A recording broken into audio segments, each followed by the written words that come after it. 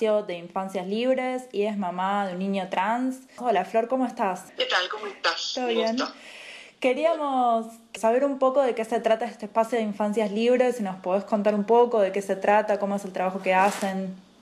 Mira, el Espacio de Infancias Libres es una asociación civil creada por Gabriela Mantilla, la mamá de Lulú, primer niña en el mundo en obtener su DNI sin instancia judicial en el año 2013, luego de la experiencia de Lulú, que fue un boom masivo en medios de comunicación, y al posterior publicación de su libro Yo Nena, Yo Princesa, ¿no?, en el año 2014. Muchas familias que estábamos atravesando la misma experiencia, al vernos con la dificultad que surge hasta el día de hoy, ¿no?, de no encontrar información en los espacios de salud, en los espacios educativos, recurrimos a ella en busca de información. Entonces ella tomó una decisión en el año 2017 de crear el espacio para contención, acompañamiento, organización, formación sobre la temática, ¿no? Y es sobre todo hoy en día se para como un espacio político de creación de proyectos, materiales que trabajen la temática travesti trans en la niñez y en la adolescencia. ¿Querés contarnos un poco cómo es tu familia, algo sobre tu hijo, lo que vos tengas ganas? Bueno, mi hijo es precioso, pero me gusta hablar de mi hijo con el espacio, ¿no? Porque él hoy en día se para con mucho orgullo a su identidad. Si bien es muy complejo transitar los espacios sociales, educativos, etcétera, inclusive hasta las familias, hoy mi hijo es el niño trans que es gracias al espacio de Infancias Libres, ¿no? Porque el hecho histórico de encontrarse niñeces de la misma edad, entre los 4, los 11 años, y después el grupo de adolescentes hasta los 18, 19 años, esto de encontrarse, trabajar en conjunto, poder verse al espejo, ¿no?, en otra niñez que está pasando lo mismo que vos, no trabajar el orgullo de su identidad, que sus cuerpos no están equivocados, que pueden pensar qué mundo quieren habitar. Eso es parte de la identidad de mi hijo, ¿no? Hoy en día. Entonces es imposible hablar de él sin hablar de lo colectivo, sin todas esas experiencias de estas niñeces de todo el país, porque Infancias Libres tiene un alcance a todo el país. Inclusive Gabriela ha llegado con su información y con su trabajo a otros países de Latinoamérica o de Estados Unidos, de Europa, porque ha trascendido fronteras. Esta revolución que hizo esta niña con tan solo 2 años al pararse y decir yo nena, yo princesa, mamá, mírame, con tan poca información, ha llegado a muchísimos lados, ¿no? Pero bueno, hoy tenemos en Argentina un primer espacio donde las niñeces se encuentran, las familias acompañan, las familias se piensan a sí mismas también para no entorpecer el camino de sus hijos, entienden la realidad social, cultural, económica que estamos atravesando como en Latinoamérica, sobre todo en Argentina, y se para pensando proyectos políticos para estas niñeces. Entonces realmente es un hito histórico, realmente es revolucionario. ¿Cómo es ser mamá de un niño trans? ¿Cuáles son las partes más lindas? ¿Cuáles son las partes que te resultaron más desafiantes? En la actualidad ya hay mucho trabajo hecho y en eso se debe a Gabriela, ¿no? Gabriela hace más de 10 años que está en la militancia por esta temática, entonces hoy en día si una familia empieza a ver las manifestaciones de sus niñeces en sus casas, tiene información en las redes sociales, tiene información con este espacio, se comunican, o en un libro o lo que sea, alguien escuchó hablar de esto, entonces llegan rápido a la información, pero esto así no fue años atrás y sobre todo que todavía nos encontramos con muchas dificultades, sobre todo en el ámbito educativo y en el ámbito de salud también. Realmente asumir el cuidado responsable, el amor político hacia nuestras niñeces nos pone también en un lugar de convocarnos colectivamente y pensarnos juntas. Una maternidad no desde ese lugar de el deber maternar, deber ser buena madre, ¿no? O desde el mandato, digo, sino desde la responsabilidad política y pensarnos también a nosotras. Nosotras en el espacio de Infancias Libres trabajamos mucho las mamás. También hay papás que acompañan, pero es un menor porcentaje, más del 85% son feminidades las que se acercan, y también nos encontramos nosotras a discutirnos políticamente. También qué hicieron con nosotras, porque el plan que hay, cultural, económico, social, educativo, con la comunidad travesti trans, si bien son distintas opresiones, a nosotras como feminidades cis también nos han oprimido, nos han esto del mandato de el deber ser madre y hacer lo correcto, ¿no? Cuando tenés un bebé y tiene pene, va a ser un varón y tiene que ser un buen varón, y esa es tu responsabilidad como mamá. Ahora, cuando esa personita con pene te dice yo nena, bueno, ahí vos también estás desafiando el plan político de normalidad, digamos. Entonces, la parte maravillosa es esa. La parte, digamos, que a mí me da muchísimo orgullo es esa, es encontrarnos con las compañeras, no sentirnos solas, que sea en Tierra del Fuego, sea en Córdoba, sea en Tucumán, sea en Buenos Aires, en el conurbano, no importa la clase social, no importa, ¿no? Estar organizadas, pensándonos nosotras colectivamente para ejercer esa maternidad responsable y así nuestras niñeces. Entonces, eso creo que es una hermosa oportunidad, muy revolucionaria, que nos ha ofrecido Gabriela con este espacio de Infancias Libres. ¿Qué resistencias aparecían en las escuelas en los momentos de las crianzas de estas niñeces y cuáles de esas resistencias siguen existiendo hoy? Las resistencias son las mismas, no han cambiado. O sea, estamos hablando de lo mismo. El plan de la educación es normalizar, y lo que no se encuadre dentro de la norma se ve expulsado. Se ve expulsado del programa de educación y se ve literalmente expulsado también de las escuelas, porque no toda niñez o adolescencia puede resistir un ambiente tan hostil, donde no tiene pertenencia, donde no está legalizada su identidad, donde recibe violencias, donde recibe burlas, invisibilidad. Es un ambiente muy hostil. La escuela, si bien ahora las familias vamos y exigimos que se garantice la ley de identidad de género, que la conozcan, que cumplan el artículo 12 de la ley de trato digno, porque nuestras niñeces no todas tienen el cambio registral en su DNI. ¿Qué dice el artículo 12? Por eso la ley de identidad de género es tan maravillosa y vanguardista en el mundo, porque está pensada también para la niñez, y eso no es algo que otras leyes del mundo también hagan. Y está pensada desde el colectivo travesti trans. Por eso contempla la niñez.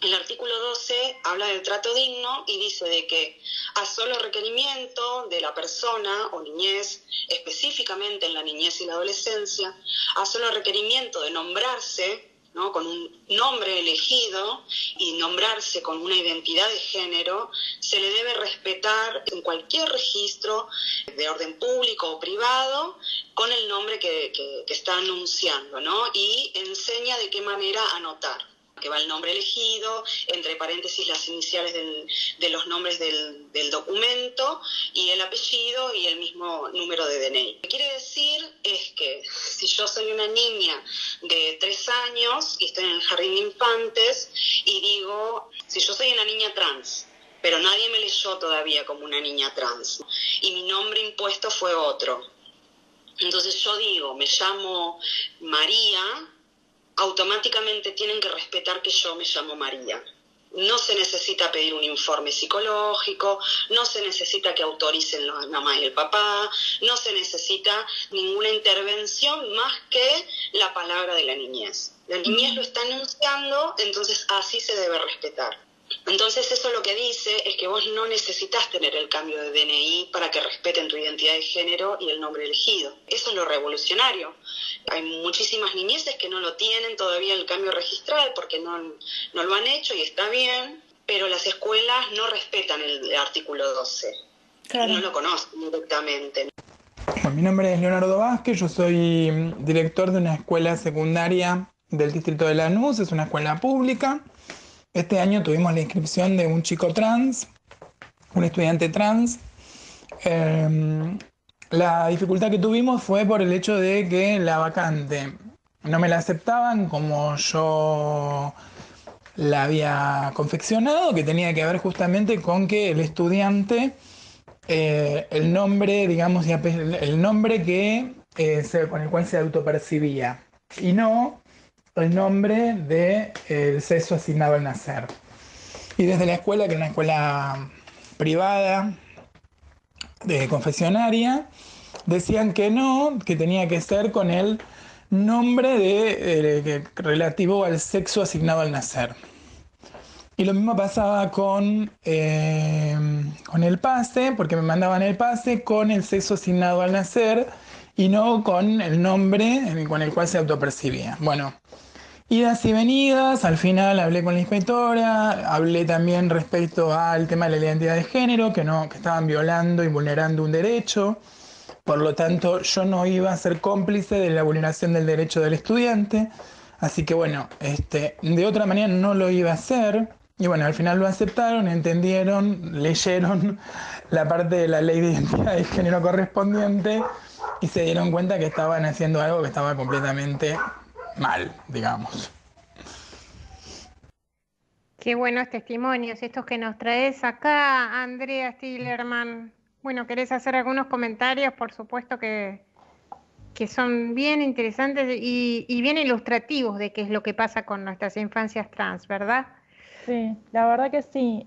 Primero quiero hablar un poco sobre esta organización que se llama Infancias Libres. Quiero recomendar, para quienes no tuvieron el privilegio de leerlo, el libro Yo Nena, Yo Princesa, que es el libro en el que Gabriela cuenta sobre toda no le quiero decir aventura porque parece algo lindo, pero la experiencia que tuvieron junto a su nena desde que nació hasta los 5 años, eh, primero desde su lugar para entender qué es lo que le estaba pasando a ella cuando estaba manifestando que era una nena y era una princesa, que no era un nene por más de que tenga pene, y su enfrentamiento con las distintas instituciones para que la puedan aceptar a su nena con su identidad autopercibida. Me parece que es una lectura recomendada tanto si sos docente, si sos profesional de la salud, si te dedicas a algo relacionado con lo legal, porque la verdad es que se ve todo. Y es un relato muy crudo, digamos. Como que realmente te cuenta paso a paso qué es lo que hizo y qué es lo que tuvo que hacer y cómo luchó por el derecho a la identidad de su hija. Y segundo, quiero hablar un poco sobre el testimonio de Leo, de Leonardo. Primero me resulta un orgullo que un director de escuela secundaria haya hecho esa movida, se haya parado de manos de esa manera y haya dicho yo este paso no lo acepto a menos que se respete la identidad del estudiante que estoy recibiendo en mi escuela. Quiero explicar también que Leo es especialista en educación sexual integral, y también por esto tiene acceso a toda esta información. No es una información que esté lo suficientemente promovida, lo suficientemente enseñada. En los profesorados muchas veces no se habla de esto. Se tiene, por ejemplo, solo una materia de educación sexual integral en la que posiblemente no se hable de estos temas. Y me resulta súper importante que quienes estamos cuidando de niñeces tengamos en cuenta esto cuando hablamos, cuando explicamos las cosas. Si, por ejemplo, la típica charla de los nenes tienen pene, las nenas tienen vulva con suerte, en general se dice vagina, pensemos también que no solamente que podamos estar encontrándonos frente a una niñez trans, sino que es una persona que va a vivir en un mundo en el que hay niñeces trans. Entonces se puede pensar de otra manera esa explicación y se pueden mostrar otros ejemplos. Y para quienes son docentes, también hay un montón de recursos. Yo voy a recomendar 2, pero hay un montón más. Nos pueden mandar WhatsApp o nos pueden comentar por las redes, o la organización a la que pertenezco yo, @airesdeesi. También recomendamos muchos recursos sobre esto. Primero quiero recomendar el niño que tenía sombra de niña, que está buenísimo para trabajar en el aula. Y segundo, quiero recomendar el libro Crianzas de Susie Shock. Si no la tienen a Susie Shock, es hora de que abran el Instagram, que la sigan, que pongan Spotify y escuchen su música, que la lean, que la escuchen hablar porque es realmente maravillosa. Y tiene este libro Crianzas que le dedicó a sus sobrines, que ella participa muchísimo de la crianza y son como pequeños poemas, es un género medio extraño, pero Es espectacular, es hermoso y yo lo uso muchísimo en mis talleres y lo recomiendo para docentes de todas las especialidades. Si sos docente de literatura, si sos maestro o maestra de grado, si sos de arte, como que funciona para todo, así que lo recomiendo un montón. Bueno, vamos a un temita musical y seguimos acá con tu entrevista en Sintonía Educar. Dale.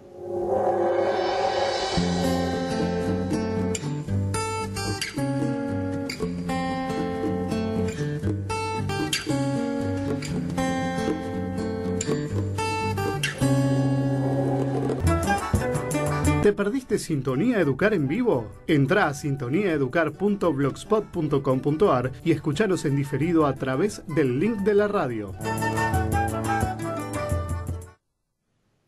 Bueno, después de remontarnos a los Beatles con la fragua I Will, decía esta canción, que es lo haré o voy a hacerlo. Así que vamos a, ya que hablamos de hacerlo, o si te parece, Andrea y Mónica, oyentada querida, vamos a seguir con este tema de las infancias trans. Pero antes quería leerles algunos mensajitos, si les parece. Claro, lástima, no nos dicen los nombres de quienes nos están mandando estos hermosísimos mensajes, que dice... gracias por el programa y Moni, con tus palabras para Marina, hoy el dolor y la tristeza invaden. Hasta siempre, Marina, tutor querida. Muy buen programa. Con Marina estábamos pensando mucho en las infancias libres. Era una defensora de los derechos de la diversidad. Nos escribe Luciana desde Córdoba. Desde Neuquén, abrazo grande, hermoso, sentidas palabras de Mónica Fernández, felicitaciones al equipo de la radio, gracias Mónica por el homenaje a Marina, compañeraza luchadora con quien tuvimos el placer de compartir espacios de lucha siempre con propuestas transformadoras. Bueno, estos son los mensajes que nos vienen llegando aquí y que vamos a seguir recibiendo en el 11 2262 7728 con todos ustedes. ¿Qué te parece, Andrés? Sí, realizaste a Florencia, que es miembro de la Asociación Civil Infancias Libres, ¿verdad? Sí, es así. Perdón, él se cortó. ¿Querés que vayamos a la entrevista o no te escuché bien? Vamos a la entrevista directamente. Dale, de una. Donde fuertemente estamos trabajando en el espacio es en la actualización de la ESI. ¿En qué sentido? La ESI es una herramienta maravillosa y es la herramienta que nos permite entrar a la temática en las escuelas. Primero nosotros planteamos que esta temática tiene que ser transversal a cualquier asignatura, tiene que ser un proyecto institucional en todos los niveles, hablando desde la historicidad travesti trans, hablando desde que no hay cuentos que nombren la identidad, y así en las propuestas de actividades los dibujitos de niña o niño son muy binarios, o sea, no estamos hablando solo de esta asignatura de una vez al año, en una semana, que se hable. La jornada, ¿no? Y nada más. Exacto. Es la única herramienta que hoy tenemos para entrar, pero a esa ESI, que es una herramienta maravillosa, le falta una actualización en perspectiva de identidades y de géneros, ¿no? Uh-huh. Entonces, da como por sentado que hay una normalidad de cisgénero y que como un apéndice están las niñeces trans y travestis, ¿no? O sea, no se les enseña... ¿Vos cuando hablas de la ESI te referís a la disciplina o a la ley de ESI? A la disciplina, cómo se desenvuelve hoy en día, digamos, ¿no? Cómo se trabaja hoy en día. Y la ley dice que siempre hay que actualizarse en los contenidos que las leyes vayan garantizando, pero el proceso cultural fue más lento porque la ley es del 2012 y la disciplina, digamos, ¿no? La forma en cómo comunicar la ESI, bueno, no se actualizó. Entonces, bueno, falta esto que aparezca en las corporalidades, los cuerpos de las niñeces trans, que toda niñez sepa que tiene identidad de género, no solo las personas trans. Por ejemplo, yo soy una persona cisgénero y no lo sabía hasta que mi hijo me contó que era trans. entonces ni siquiera estaba al tanto de mi identidad. Es el derecho a toda la niñez de educarse libremente y no con solamente una información segmentada. Entonces nosotras lo que trabajamos en eso, ¿no? En proyectos, con reuniones con el ministro de Educación de la Nación para exigir que se trabaje esta actualización de la ESI y para que se capacite en todos los niveles, ¿no? En el nivel inicial, en el primario, en el secundario, en los terciarios, en la formación docente, que se capacite en esta temática, ¿no? Pero no como apéndice, no como optativo, no como un taller aparte, sino como parte del programa. Como una perspectiva más general. Algo obligatorio y no como una elección, porque nuestras leyes están diciendo que toda persona tiene identidad de género, entonces no podemos hacer una elección sobre cuáles identidades vamos a normalizar y cuáles no. Por eso nosotras, cuando hablamos de la educación, o de todos los organismos, de todas las instituciones, hablamos que no estamos pidiendo una educación inclusiva, porque inclusivo es algo que se mete dentro de algo que ya está formado y que ya está discutido. Nosotros hablamos de una educación amplia, abarcativa, que se deconstruya, que se rompa, que se dé cuenta que hasta ahí llegó, pero que tiene que abrir a toda la que estaba en las periferias, dándole igual importancia, dándole esta transversalidad que te estoy contando. Eso es lo interesante que estamos planteando, que no es incluir a algo ya hecho. ¿Cuál te parece que es la responsabilidad del Estado en el cuidado de las infancias trans? La responsabilidad es del Estado, pero también es de toda la sociedad, el cuidado.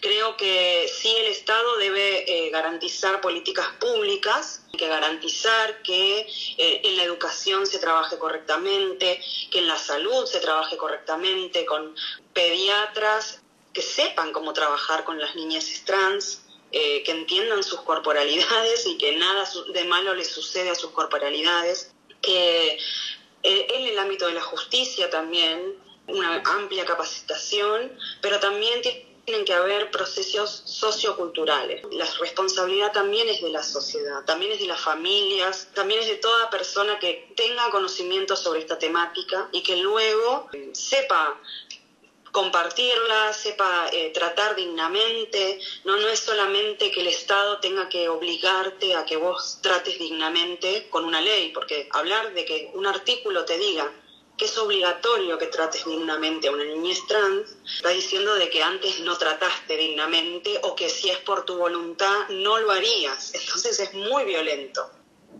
Me parece que es mucho más amplio que el Estado. Si tuvieras que darle un consejo a alguien que está intentando luchar contra esas resistencias, ya sea una familia o puede ser también algún docente que se está encontrando con una dirección que no está pudiendo resolver estas cosas, o con familias que están con algunas resistencias, ¿qué consejo le darías? Tanto como de la emoción como de la estrategia. Inmediatamente pienso en una mamá o en una tía o en una abuela que da cuenta de lo que la niñez está manifestando y que está intentando que todo el resto de la familia comprenda.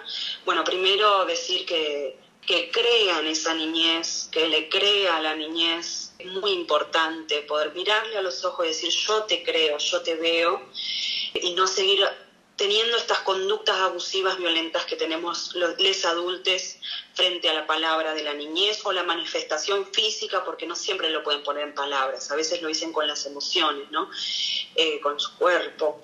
Entonces, primero que le crea y que se organice, que busque ayuda, que la manera es colectiva, es más sencillo. Hay cosas ya hechas, las cuales brindan muchísimas herramientas. Entonces, que vayan a buscar esas herramientas, que por ejemplo en el espacio de Infancias Libres lo pueden hacer, donde ya hay un montón de proceso hecho, que no es necesario transitarlo en soledad, sobre todo para la niñez.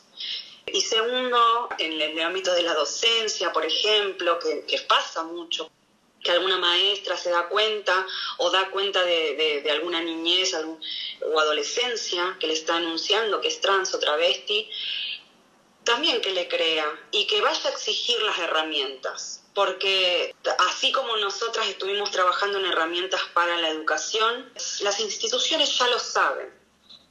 Hay una cuestión que tiene que ver con una decisión. Necesitamos docentes o instituciones en realidad, pero necesitamos personas que tomen la decisión de acompañar, que sepan, porque lo sabemos, que a veces hasta corren peligro sus trabajos, ¿no? En este tema no lo vas a tocar, o vos de más acá no podés pasar, ¿no? Como un límite muy grande, pero en esta temática se necesita tomar una decisión y tratar dignamente a esa niñez o adolescencia y decir, bueno, yo voy a ir a buscar estas herramientas, voy a exigir que esas herramientas estén en el espacio, es el derecho de toda la niñez. Hay leyes que amparan, o sea, que no es algo que estemos haciendo por ideología o lo que sea, ¿no? Hay leyes que están protegiendo y cuidando de esa niñez, solamente falta que las apliquen. Entonces, el camino correcto es tomar esa decisión y exigir a sus autoridades, a las inspecciones, etcétera, que capaciten esas escuelas. Que capaciten esas escuelas y que busquen en todas las leyes, no solamente la ley de identidad de género, sino la ley de protección de niños, niñas y adolescentes, o los tratados internacionales, donde siempre están hablando de que la identidad es un derecho, la educación es un derecho, ¿no? Que vayan a buscar esos artículos, pero que lo sepan aplicar también con las niñeces trans y travestis, porque también son sujetos y sujetas de esos mismos derechos. Parece de que las leyes están, lo que falta es la interpretación, las ganas, la decisión de tomar a la niñez travesti trans como sujeta de derechos. Te agradezco 1.000 millones. El espacio es un espacio hermoso, yo lo vengo siguiendo hace rato. Muchísimas gracias. Y si esto es importante, que quienes nos quieran buscar, se pueden comunicar al mail infanciaslibres2017@gmail.com, Facebook, Asociación Civil Infancias Libres, o por Instagram, @libresinfancias. Muchísimas gracias, Florencia. Bueno, cerramos.